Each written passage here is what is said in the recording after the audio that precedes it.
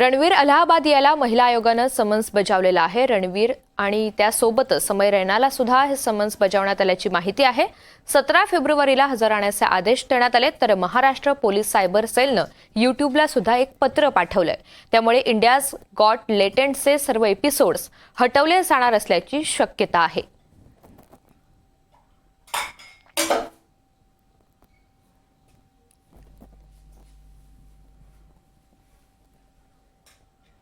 भाषा वहाँ पे यूज की गई है वो बहुत खराब भाषा है। इस भाषा का इस तरीके से ऐसा उपयोग नहीं होना चाहिए।